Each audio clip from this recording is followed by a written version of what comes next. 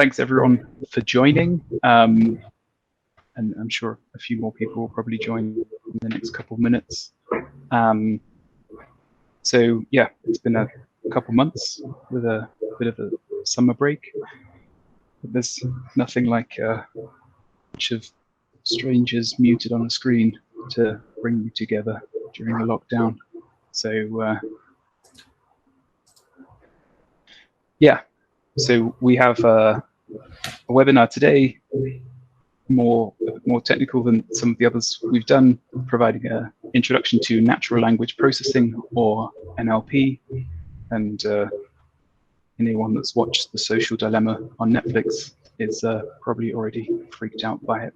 So yeah, we have a volunteer hackathon participant from some of our previous events that is providing the intro as well. So it's called A Member of the Community is Able to Give Back. So thanks for coming along. Quick background on Kate. So currently working as a researcher at ZHAW, or ZHAW, as I would pronounce it if I wasn't in Switzerland. And what year of your PhD are you in at Freiburg? I just started in February. So I started and then there was down. Yeah, so I'm new. Okay, nice. So yeah, year one, I guess, of 4-year PhD. Nice. And your main focus is natural language processing for query languages for databases, right? Exactly. Yeah, natural language query processing for databases. Cool. And before this, worked at ABB, or ABB, developing chatbots and machine learning solutions for data quality improvements. So definitely well suited to provide the intro.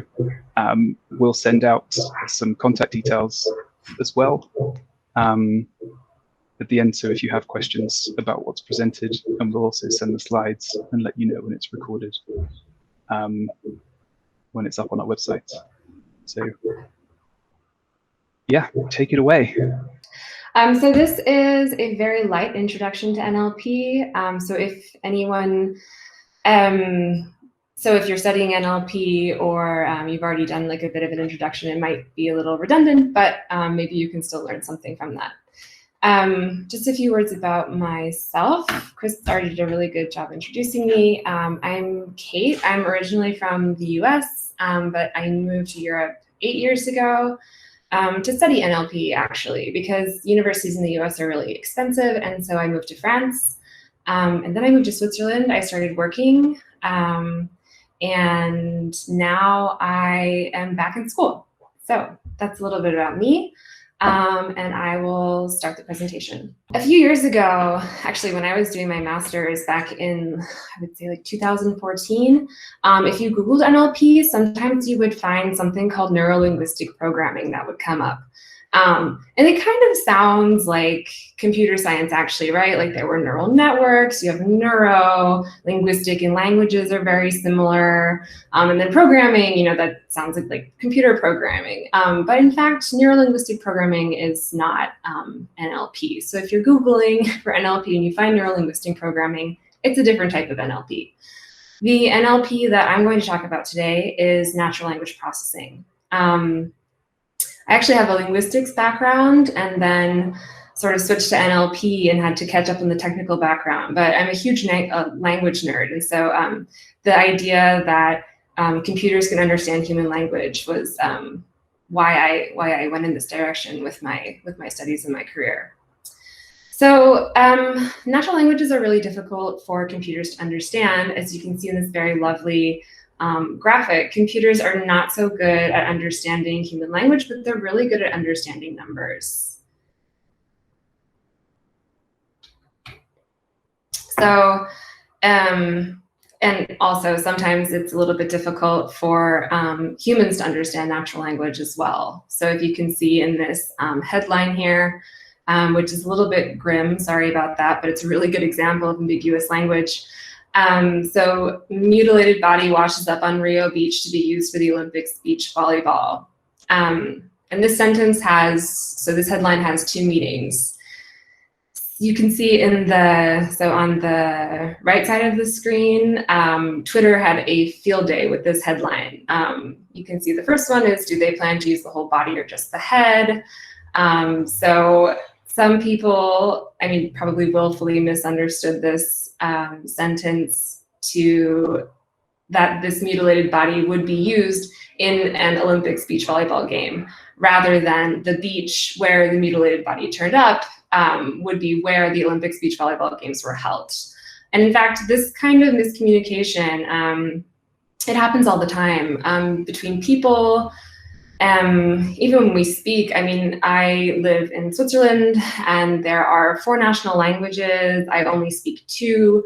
And so I'm not a native speaker of French or German. I have misunderstandings because I'm not a native speaker of these languages. But even if I speak to somebody who's, let's say, we're speaking English together, and they're, a German native speaker and an English native speaker, we might have misunderstandings about what, something really simple, like what this week and next week means. So maybe their week starts on a Sunday and mine starts on a Monday. So when I say this week, it has a really different meaning for them than it does for me.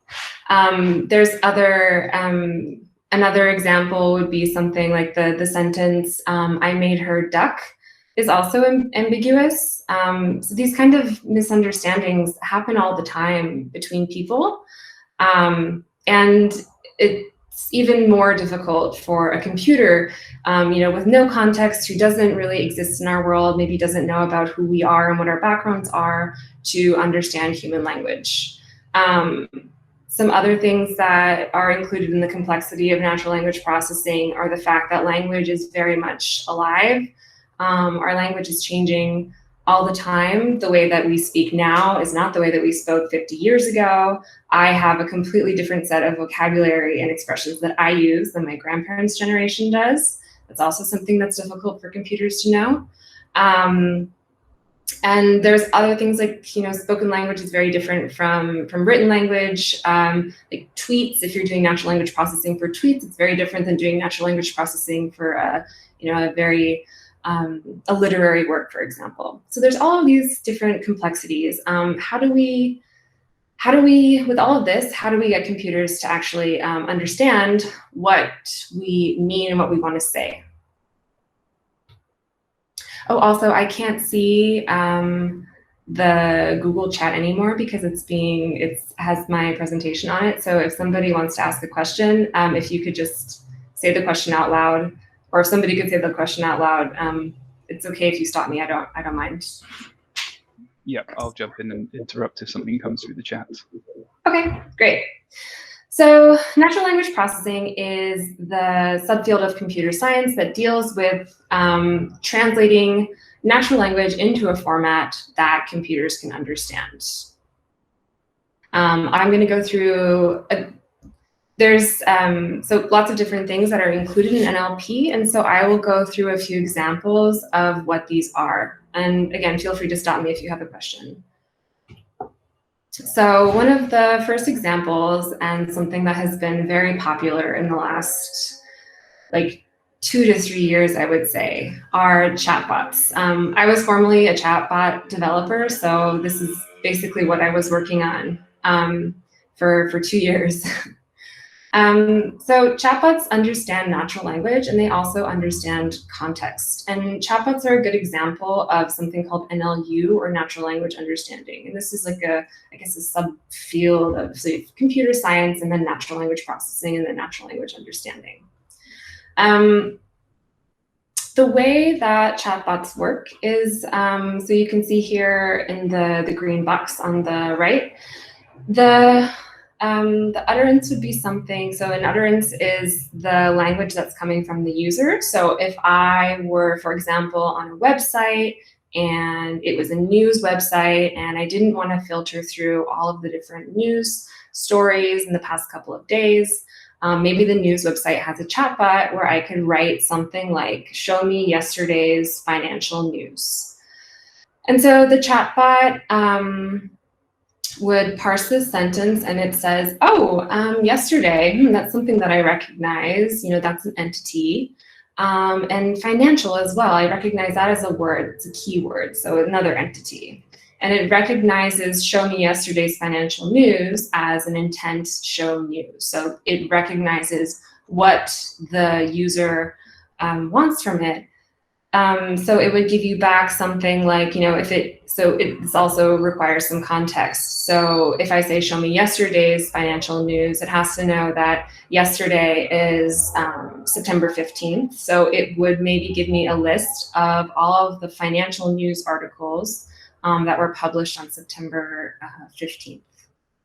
So that's a little bit about chatbots. I mean, chatbots are, I would say, everywhere these days. They're pretty good at some things and not so good at other things. What they are good at are very specific tasks that they're trained for. So, so having a chatbot for a news website is obviously not going to be a chatbot that can chat with you about everything. It's a chatbot that is good at executing very specific tasks that have to do with this news website. You'll see a lot of chatbots today that have been developed to do something like first level support. So maybe if you have, you've booked a flight and your flight is canceled. Actually, Swiss Airlines has a really nice chatbot that I've used before. So I booked a flight and my flight was canceled, and I didn't have to call customer support or anything. The chatbot was able to help me rebook my flight and get a refund as well. So while the sort of chatbot that can answer all of your questions hasn't been, it doesn't exist yet, there are chatbots that do really well at certain specific tasks. So another subfield of natural language processing is something called natural language generation, or NLG. Natural language generation is used for producing natural language texts, generally in a very formulaic context. So for example, maybe in Switzerland, every time you leave a job, you need a leaving reference letter. And so if you're a manager of 100 employees and some of them leave, or you hire new people and they leave, you'll be writing a lot of leaving reference letters. So one of the things that natural language generation can help with is sort of streamlining this process. And so it will take data and convert it into text. So what does that actually look like? Maybe you are an employee who worked in sales, and so your manager would have to click through, some kind of formula, some kind of software, and they would say like, oh, the question would be something like, did this employee perform very well in sales? And you would have a ranking of the employee, bad to excellent. And if your manager clicks on excellent, there's some text behind excellent that would say something like, employee X performed, had an amazing sales performance while working at this company. So it's really for turning data points into human language. Okay. So so those were two different types of NLP. I also wanted to show, sometimes we don't realize how ubiquitous NLP is in our lives. Something that's a very typical NLP task is spam filtering. And spam filtering is also supervised machine learning. It's a classification task. And how does all of that work? I'm not going to go into any details about machine learning. I'll just give a very basic overview of how this kind of works. Supervised machine learning requires that you have a certain amount of labeled data. So for this example of spam, that would be you have plenty of emails and you have them labeled as spam or not spam. and you feed this data to a machine learning algorithm, and the algorithm is able to sort based on the data that you've given it, whether or not an email is spam or not. So if you have an incoming mail, the algorithm is able to determine, like, oh, this email looks like all of these other spam emails that I've seen before, or it doesn't look like all of these other spam emails that I've seen before. And so it's able to do some filtering based on all of the training data that it's seen. So basically it asks the question, so once it's seen all of these emails and it knows, yep, this is a spam email, this is not a spam email, it can ask itself with new emails, because it's seen historical emails, does this email look like the other spam emails or not? So speech to text and text to speech is also something that's become really popular in the last couple of years. So we have like the Google Assistant, we have Alexa, and then Siri's actually been around for a long time too. And these are actually chatbots, but we use our voice to communicate with them. So they're the same idea as a chatbot, so it is natural language understanding, but speech to text and text to speech is another facet of NLP. So for example, we have the Google Assistant. I'm going away this weekend, and so I told my Google Assistant to take a note. It was able to understand me. She said, what should it say? And I said, feed the cats before I go this weekend. And then it saved the note, and so now I have this, this note that's saved on my phone. So this is actually really impressive, right? The Google Assistant was able to understand what I wanted just by saying take a note without giving it any other context. And then it saved the note for me, and it was all done. And I didn't have to type anything. I just said it with my voice, right, out loud with my voice. There's other, so Google Translate also has a text-to-speech feature, which has gotten increasingly better, actually. So now if you're in a foreign country and maybe you don't speak the language at all and it's completely different from your mother tongue, you can use Google Translate and hit the text-to-speech button, and it will actually say whatever the translation is. And usually it's pretty good. I mean, for simple things, if you're trying to talk about something very complex and you use Google Translate, maybe your whole point won't get across. But generally, it's a really useful tool. And speech to text and text to speech is, it's also a really cool, cool part of NLP. Okay, so now I'm going to talk about a little bit about the history of NLP. I'm sure that many of you have heard of the Turing test. This idea was born in the 1950s in the paper written by Alan Turing, Computing Machinery and Intelligence. And so the Turing test, if you haven't heard of it, it was the idea that, if you could pass the Turing test, you have made a conversational agent or program that can trick a human into thinking that it is also a human. One of the first chatbots that was actually, even that it was even possible to do this Turing test with was Eliza.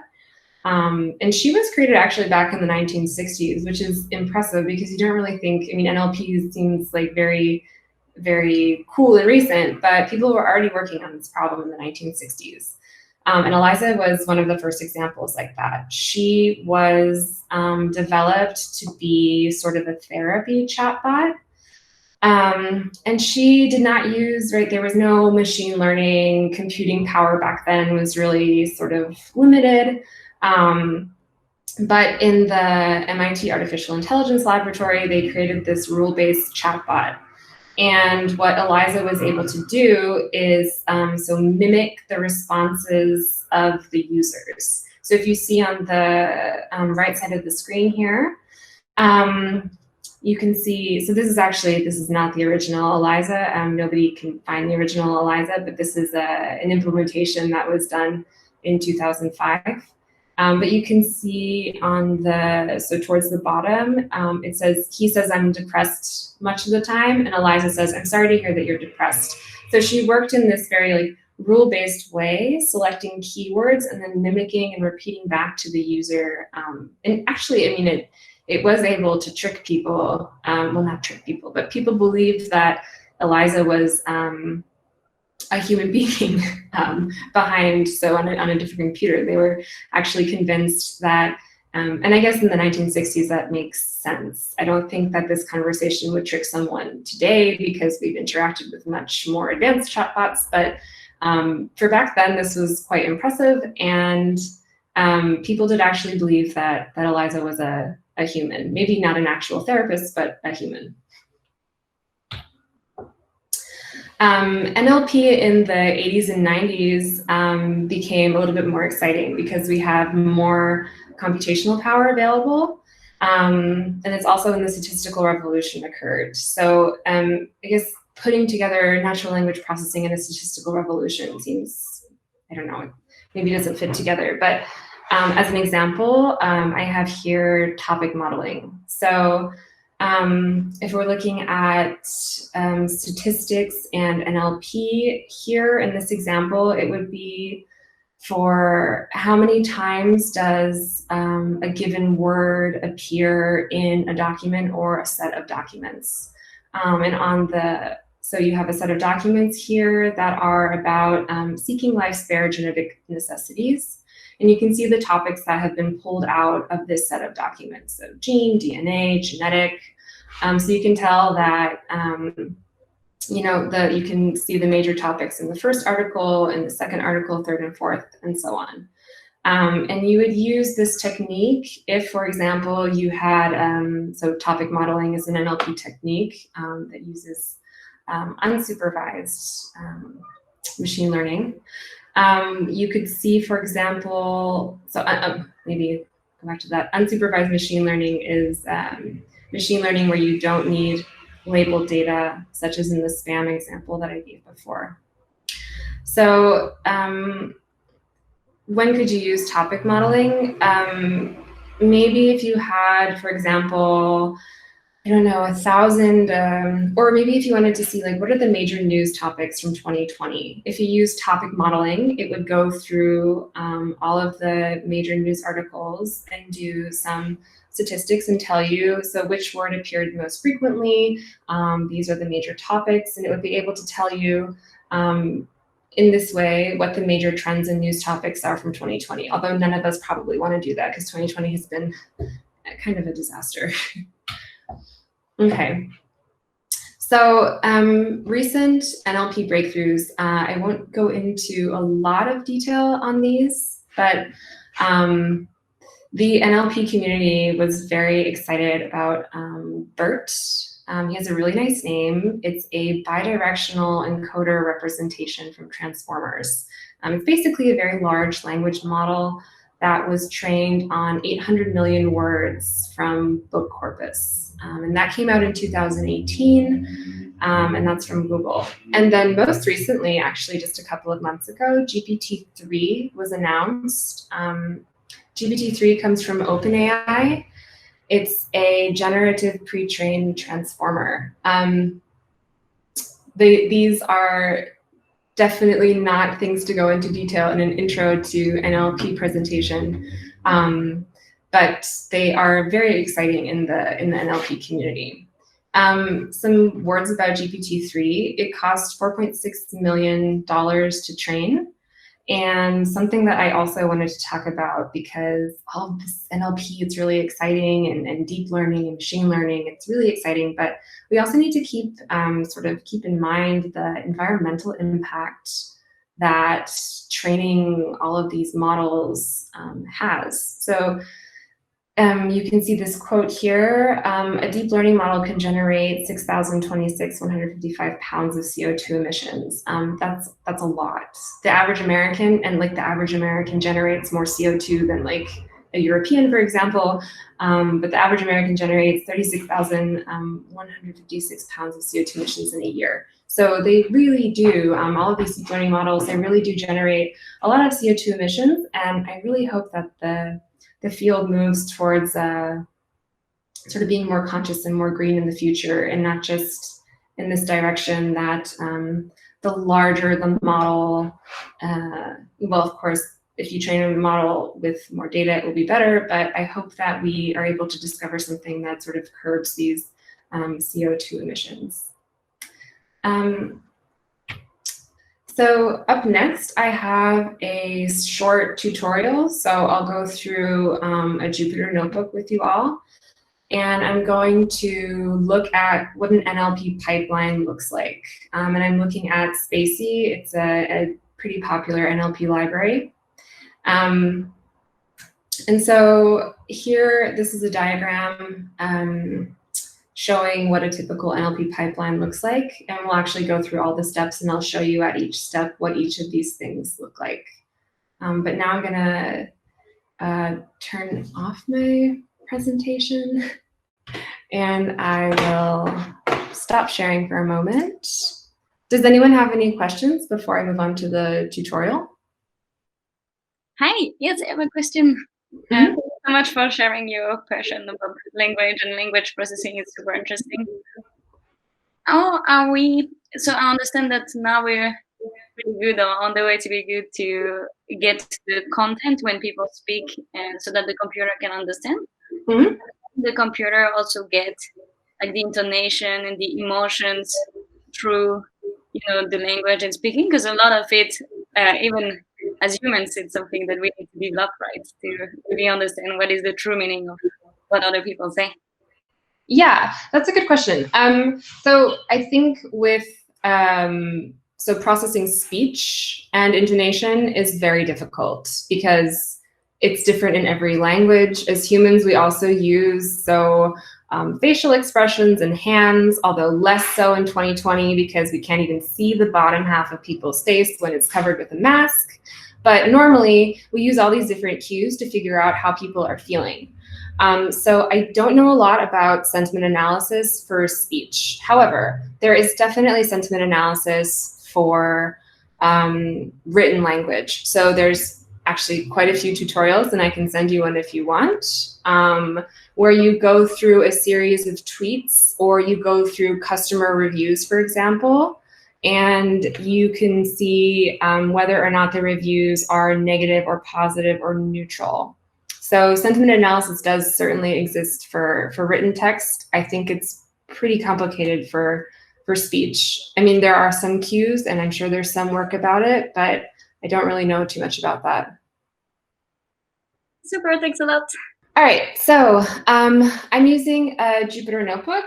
If anybody's interested in, maybe doing a little bit, or I don't know, if you haven't started, programming in IDEs are a little bit intimidating. I found that, especially for me personally, when I started out doing NLP and programming, these Jupyter notebooks were really, really nice to start out with, because you can just type your code in and then run the cell. Would be interested in running the code. Okay, yeah. So here I'm using this library called Spacy. Yes, I will share the notebook later. So I'm using this library called Spacy. I use Spacy as well. I don't know. I think there's different libraries that are used in sort of research applications and industrial applications, but I use Spacy in all of the industrial applications that I developed in my previous job. So it's quite a robust library that you can use for natural language processing. So first, hopefully this kernel is still running. Okay, so we imported Spacy and also the language model. So I'm using a small language model. There's definitely larger ones. I think Spacy supports, well, it's on their webpage, but they support quite a few languages. It's very impressive. But here I'm just using the small language model for English. I have this text that I took from an article this morning an article about Switzerland becoming a high-risk area for coronavirus. And this is the text that I'll be doing these natural language processing on today. So here we create the Spacy object. And actually what creating the Spacy object does already is follow this pipeline that was on my last slide. But you can't really see that here. And so I'll show you what each step of creating that pipeline looks like when you initialize Spacy here.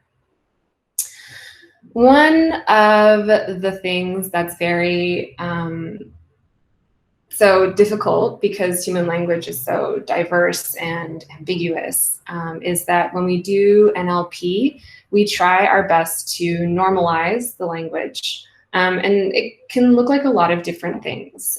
Sometimes lowercasing can be a good way to help normalize the language. So here, oops, I think that should be okay. I might have to restart the notebook, but hopefully not.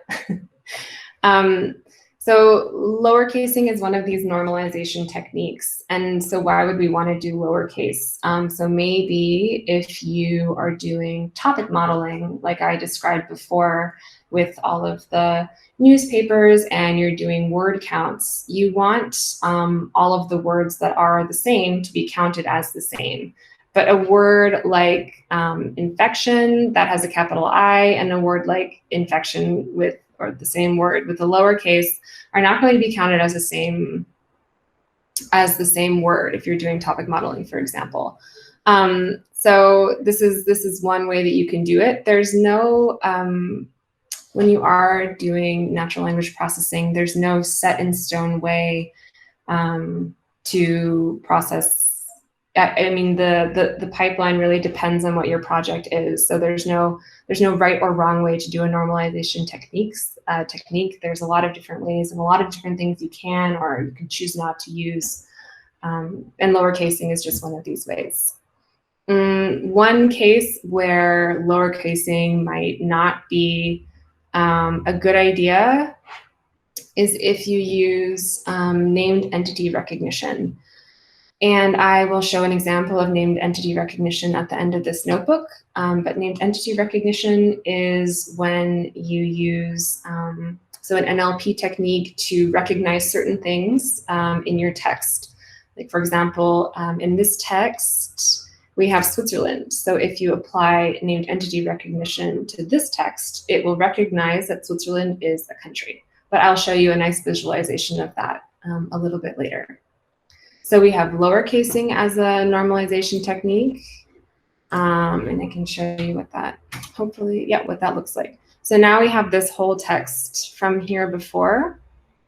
And we can see that the lowercasing, for example, Switzerland is now Switzerland. So now if we were doing a word count, for example, of how many times Switzerland appears in this document, it would count Switzerland here and Switzerland here as well, and they would be the same. Any questions so far? Is everything okay? I can't actually see what's open in the chat, but again, just stop me. Okay.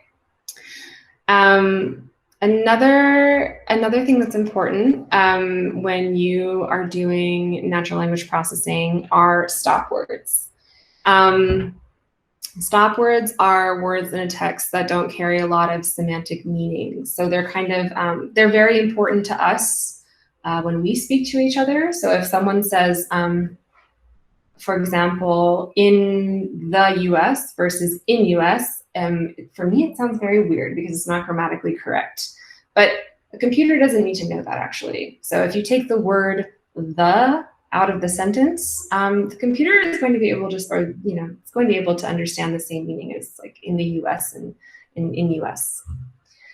So stop words are, words that don't carry a lot of semantic meaning. I'll show you the list of default stop words that come from Spacy. And you can see here, there's quite a few. And I don't think those are even all of them. That's just a sample. But it is words. So, so a lot of filler words. You have articles and adverbs. And sometimes it's a good idea, depending on what your project is, to remove all of these words from your project, but sometimes not. So for example, if you're doing sentiment analysis and you take out a word like very or not really, those will, those are intensifiers and they're indicative of sentiment, right? So if I say I'm very mad versus I'm mad, those are different levels of mad. Or on the opposite side, if I say I'm very happy versus I'm happy, those are different levels of happiness and indicative of satisfaction as well. So stop words and what you do with them really depend on what kind of a project you're working on. So that's very important to keep in mind. So yeah, as I said before, the NLP pipeline is pretty flexible and it changes depending on what your project is. So sometimes you want to take out all of the stop words and sometimes not. Sometimes they're really useful and helpful for disseminating meaning in your text. So another piece of the pipeline is tokenization and lemmatization. And anytime you read anything about NLP, you will see the words at least tokenize and possibly lemmatize. These are two more pieces of the NLP pipeline. And they are also ways to normalize the text, so text normalization techniques. What tokenization does is it breaks down the text into individual units or tokens. And tokenization is usually, so tokenization is basically just separating the words based on white space. So it just looks at the white space in the sentence and separates the words based on that. There's different kinds of tokenizers that separate differently. But the most basic form of a tokenizer will just separate all of the words or also punctuation in a sentence into individual words or as they're called in NLP, tokens. And lemmatization takes that one step further. So in the text normalization, and it actually breaks down each token into its root form. But first I'll show you what tokenizing actually looks like. So I'm taking the text from up here, Switzerland as a whole is effective, and we'll do some tokenization. Okay, so you can see the text is tokenized, and like I said, it's been split on white space. So we have now just individual words, and also the punctuation marks as well, which you can remove or not. Usually they're removed. And at this point in an NLP pipeline, I can't actually think of a good reason not to remove them, but there probably is one. One question in the chat of words that are hyphenated, like rule-based, tokenized. Are they split or treated as a single token? There's, let's see, high risk. So in this tokenizer, they're treated as two separate words. But it is possible to tell your tokenizer, don't split words that are hyphenated. But in a generic tokenizer, it does it. But you can absolutely configure the tokenizer to not separate these kinds of words. But since this is, I'm not sure if that's also a choice that you need to make for your project. Does it make sense to separate hyphenated words? Does it make sense to separate high risk? I'm not sure. It really depends on the project. Sometimes it makes sense and sometimes it doesn't. But here in this demo, the words are hyphenated. So they've taken all the grammatical symbols and also tokenized those as well. So you can see like the dash is its own token. And here I wanted to show as well the difference between removing stop words or keeping the stop words. So in this example here, I kept all of the stop words. You can see Switzerland as a whole is now effectively blah, blah, blah. And then here at the bottom, I've taken the stop words out and we just have, words that are not in the stop word list, but these should be words with a lot of semantic meaning. Okay. So after tokenization, it would be possible to do lemmatization. And lemmatization is a little bit different and a little more computationally intensive than just plain tokenization. But again, you don't always have to lemmatize. It's really a choice that you make depending on your NLP project.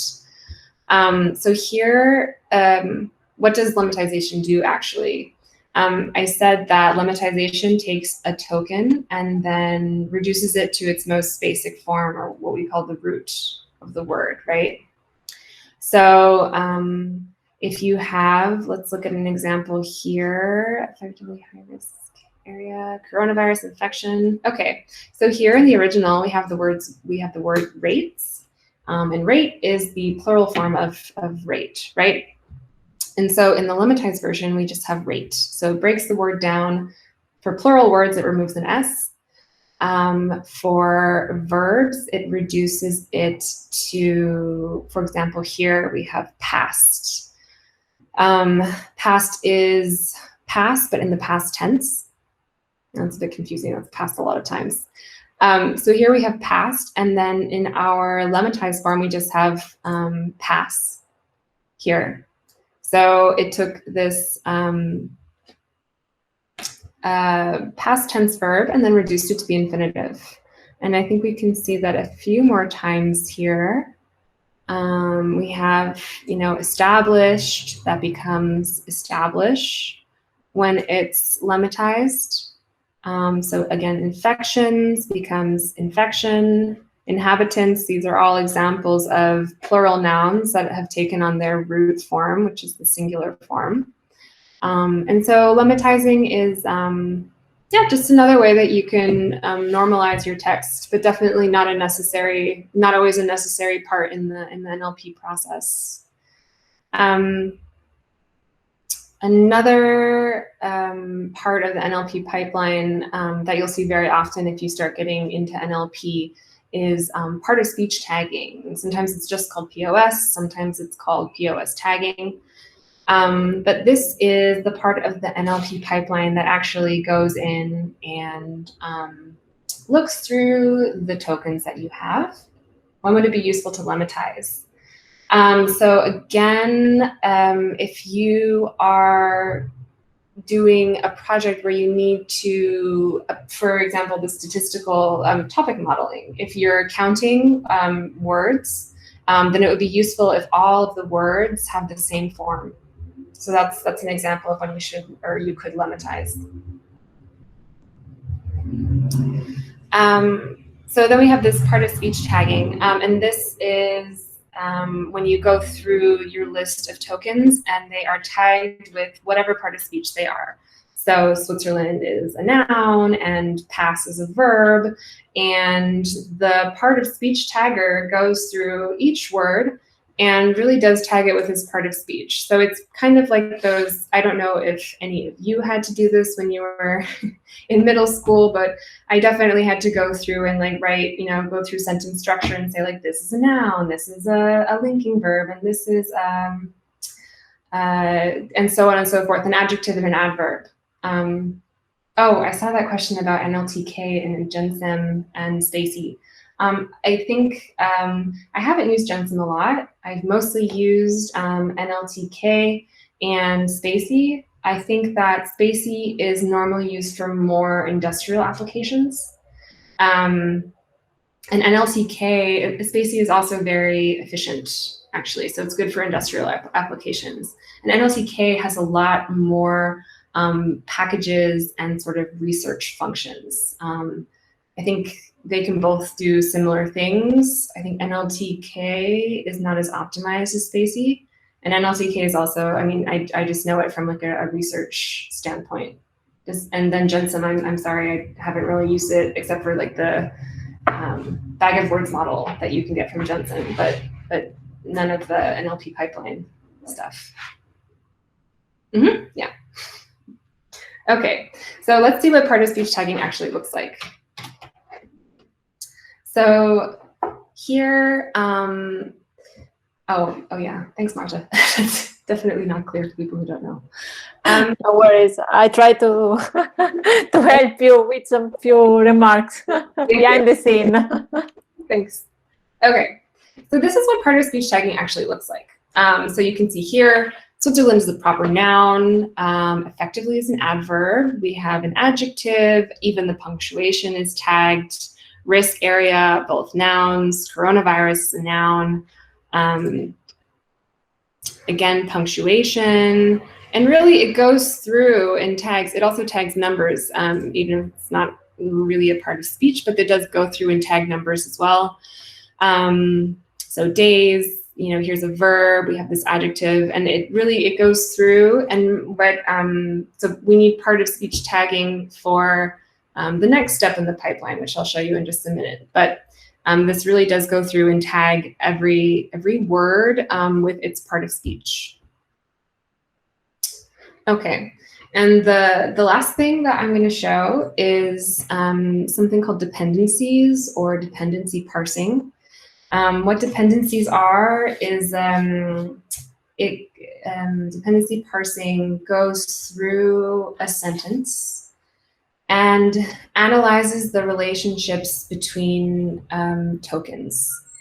So, for example, if we have all of these POS tags, we know a little bit about the syntactic structure of a sentence, and dependency parsing uses that to determine how the words, what the syntactic relationship between the words is.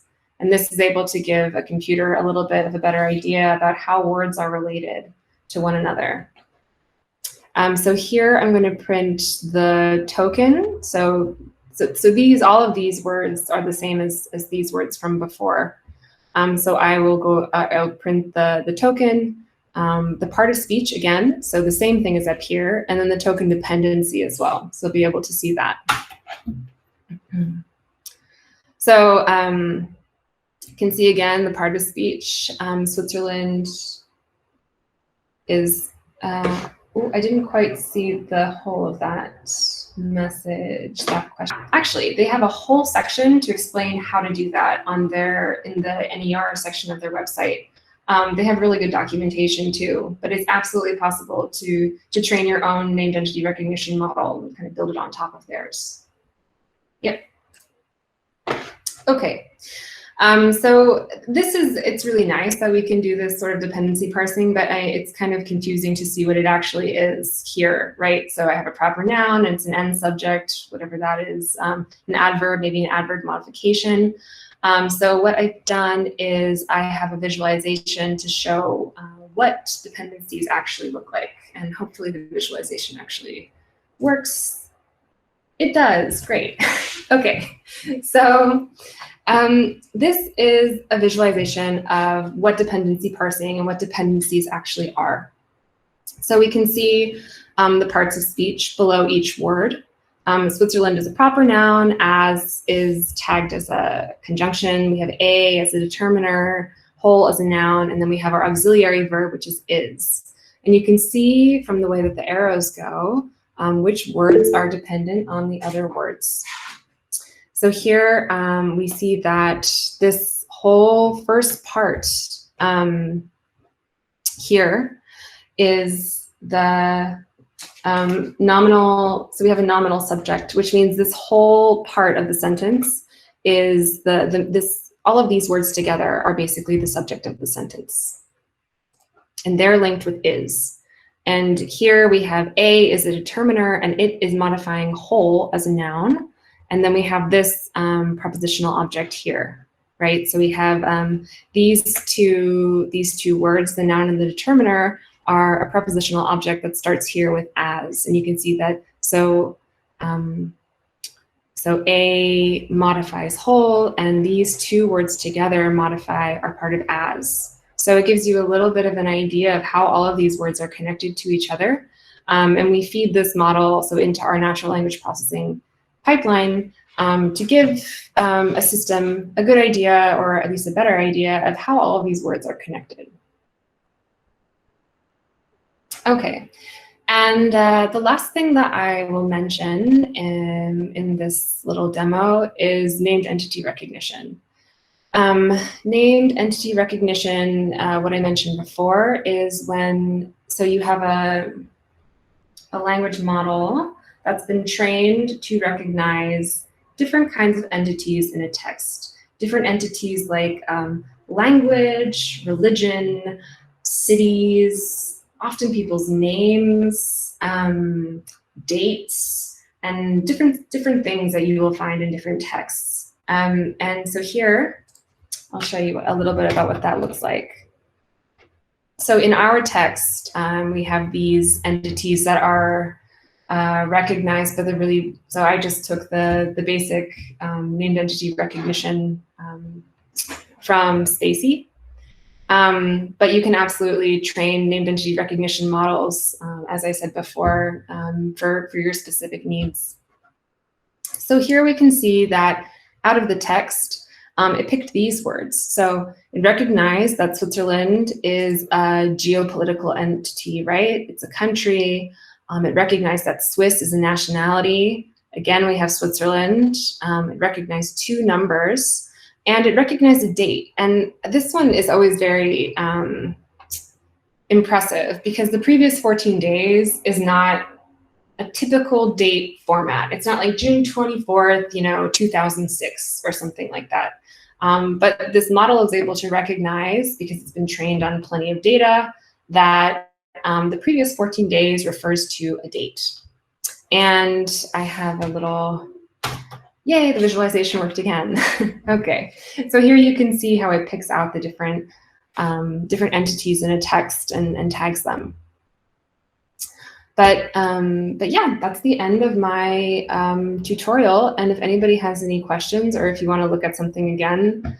Yeah, there is Julia who is asking on the chat. So basically you copy and paste your text above, and then you write your instruction using Python in the dedicated spaces. And the models are already present in Spacy? Yep, the models are there in Spacy. So, I mean, this is a very basic, I'm just showing very basic, so what the NLP pipeline from Spacy actually does at each step. But the models are already in Spacy. So there's like an English language model. And Spacy is flexible in that you can usually build on top of what they have. So this is really, I think what you're asking is all of this out of the box? And the answer is yes, I haven't modified any of this. I just took this from Spacy and then took apart their pipeline and showed what it does at each step. I just have another question. Mm-hmm. Yeah. So can you basically have like dedicated NERs or let's say models, depending on what's more interesting for you? Like, so here it's geopolitical economy. This is interesting for it. But can you have, depending on topics, what they pick out from the text?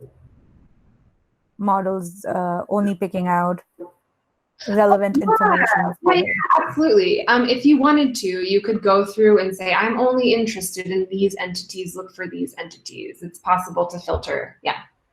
Yeah, for sure. How do you extract the output, e.g. the list with POS? I'm not sure which list you mean. Like this list, for example. Yep.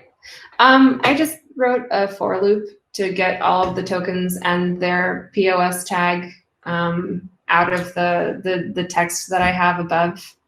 I mean, I will make this available. You can copy that. But also there's, I think that Spacy also has and on the website, they have ways that you can do this as well. You can also do it with like a Python one-liner, but I like for loops, so I did it this way. And where do I store my results?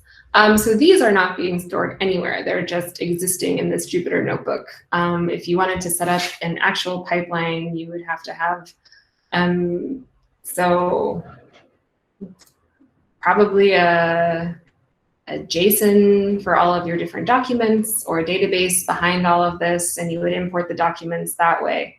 But these results are not, they're not stored anywhere, they just exist. So once I refresh this notebook, all of these results, I would have to execute the cells from the notebook again in order to see the results again. So these results are not stored anywhere, but it's possible to store them, of course. I just haven't done it for this demo. Yeah. Could you recommend dumb tutorials or sites where to learn NLP? Yeah, I can, not right now, but I actually have a list. So if you want to, you can write me an email and I can send you a list, because I mean, this is also what I've done in a lot. When I learned NLP, when I was doing a master's in NLP, it was really like machine learning wasn't really a thing. I mean, it was, but we weren't really doing it in NLP. Plus, I was learning NLP in France. And basically what we were doing was learning language models. So I learned NLP with JavaScript, which is not typical anymore. And so in order to keep up my knowledge, I have had to do just a lot of online learning and a lot of self-study in order to keep up with the, with the field. So I have a lot of tutorials I can send. Because it seems that a lot of people are interested in NLP, which is, of course, a super exciting field of machine learning, not only as let's say, application, but also as a field of research. Mm-hmm. Absolutely.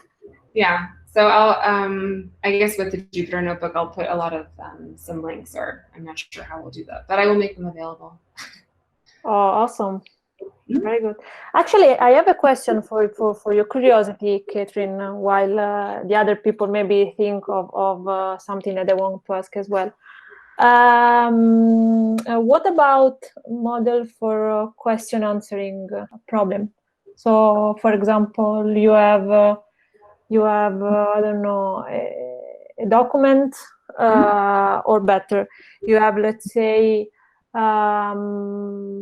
let's say several articles you want to read, but maybe among these articles actually you are interested in a few of them, and in order to sort those that you are interested in, you can, for example, ask simple questions to, like, for example, is this article talking about this specific topic, or is this article considering this model, or whatever.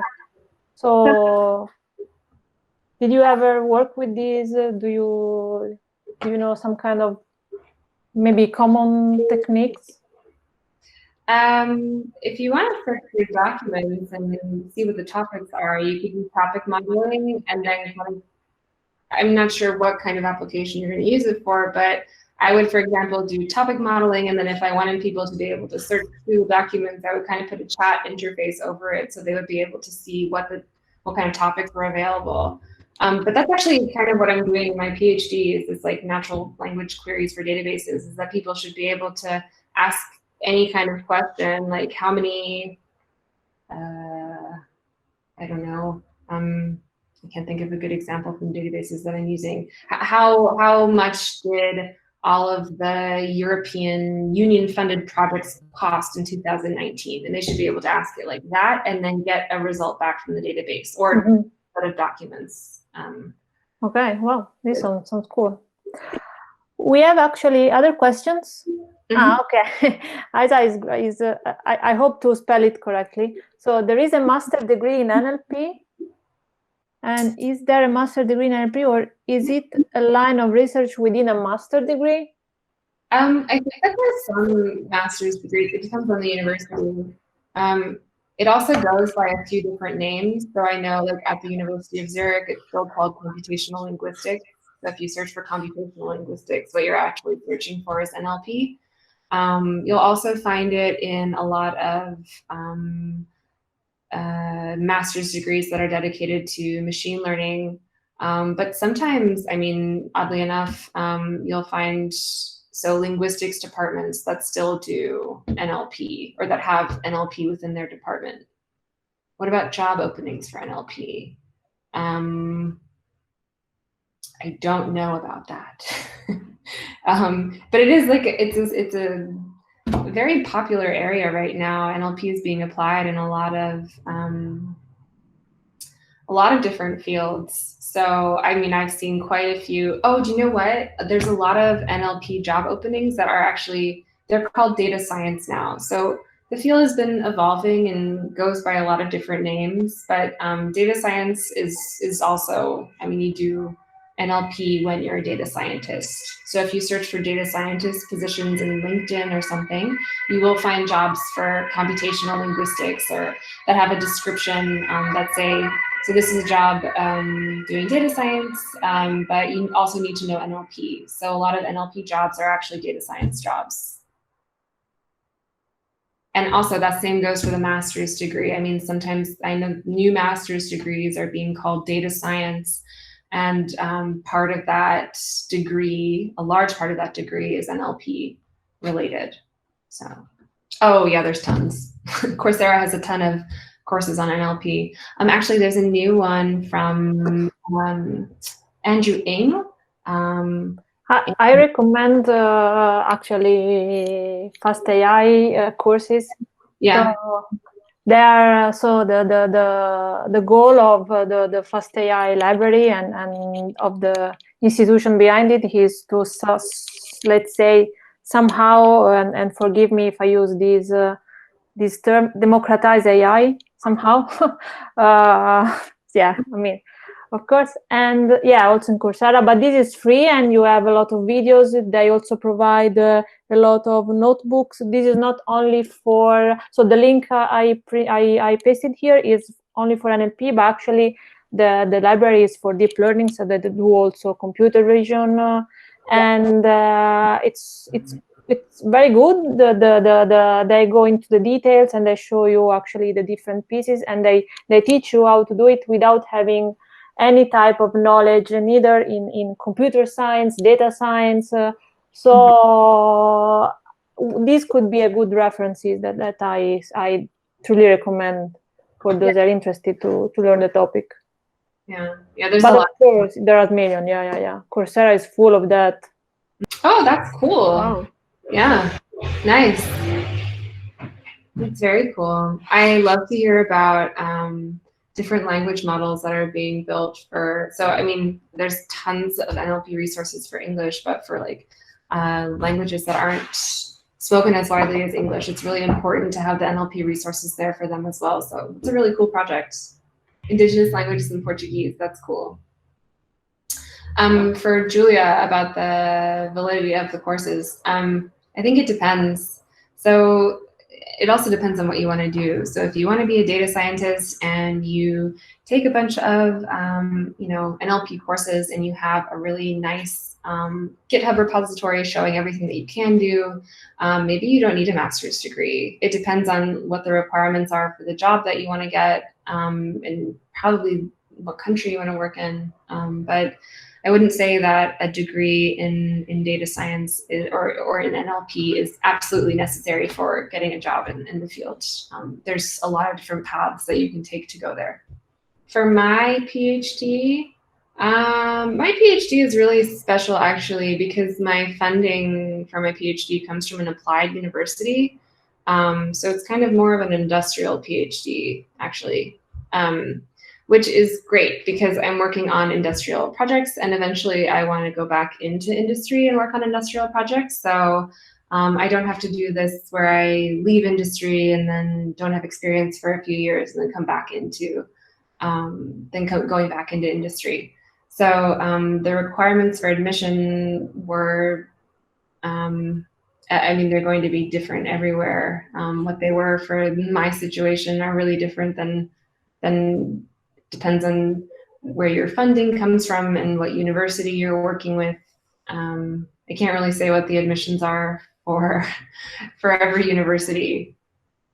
It just really depends. All right, so I want to thanks a lot, Catherine, for taking the time to prepare the presentation, the tutorial that was extremely well prepared and clear, and I hope all of you enjoyed it. And again, the fact that I meet, so I'm Marta, I'm one of the board member of the Women++, and I'm super happy because I met Catherine during one of our events, the Hack and Lead that we organized last year, and now she's also contributing to the community with her knowledge, so I'm super happy.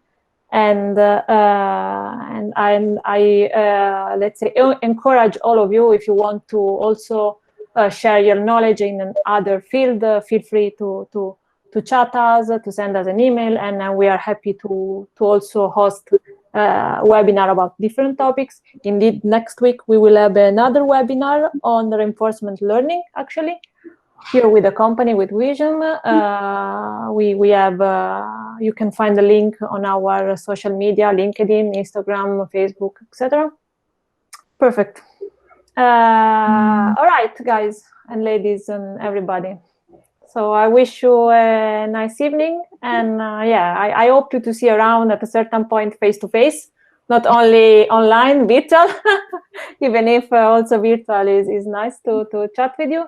And I wish you a pleasant night, and we'll see you next time. Thanks a lot to all of you. Bye-bye. Bye-bye. Bye. See ya. Thanks a lot. Bye, Namrata. Have a nice evening. You too. Thanks.